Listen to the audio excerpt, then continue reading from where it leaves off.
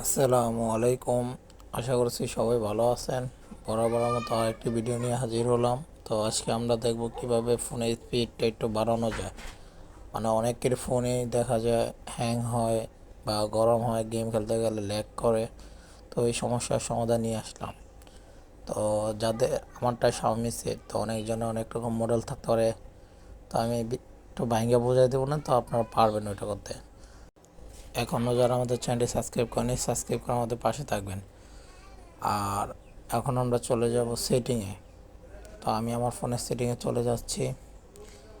তো আমারটা সামনে আমার সেটিংটি একটু অন্যরকম। তো যাদের অ্যান্ড্রয়েড তাদের সবার ফোনে অ্যাবাউট অপশন আছে। অ্যাবাউট অপশনে ঢুইকা তো আমারটা আবার xiaomi যেহেতু আমারটা ওই যে মিও ভার্সনে 7বার ক্লিক করতে হইব।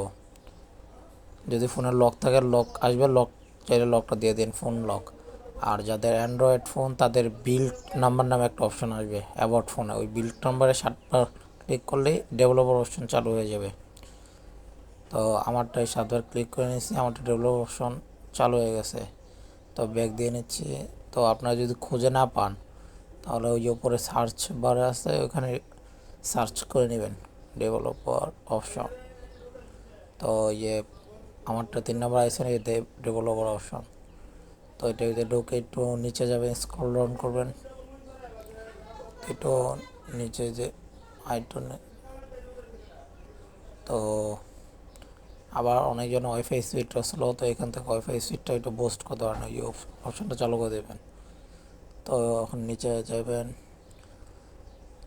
তো আমাদের কাঙ্ক্ষিত সেটিং এই যে চলে আসছে উইন্ডো অ্যানিমেশন। এই যে উইন্ডো অ্যানিমেশন, এই যে 3টা 1x দেওয়া আছে, সবগুলো দেখেন। তো এটা আমরা কী করবো, অ্যানিমেশন অফ করে দেব, এটা তিনোটাই অফ করে দিব। তো এখানে অ্যান্ড্রয়েডের কাজটা শেষ। তো ব্যাক দিব। তো আরেকটা সেটিং আছে, এটাও করে নিই। তো সেটিংয়ে যাওয়ার পর এখানে লিখবেন রিমুভ অ্যানিমেশন। তো আমারটাই চলে আসছে রিমুভ অ্যানিমেশন, এখানে টিপ দিয়ে যে অপশনটা অন করে দেবেন।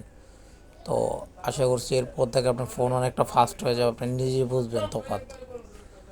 আপনি নিজে ফোন ইউজ করলে নিজেই বুঝবেন যে কতখানি ফাস্ট হয়েছে। যদি আমার ভিডিও থেকে উপকৃত হন তাহলে চ্যানেলটি সাবস্ক্রাইব করে পাশে থাকবেন, আবার আপনার বন্ধুদের দেখার সুযোগ করে দেবেন। তো আজকের জন্য অতটুকুই। দেখা হবে আবার নতুন কোনো ভিডিও নিয়ে। আল্লাহ হাফেজ।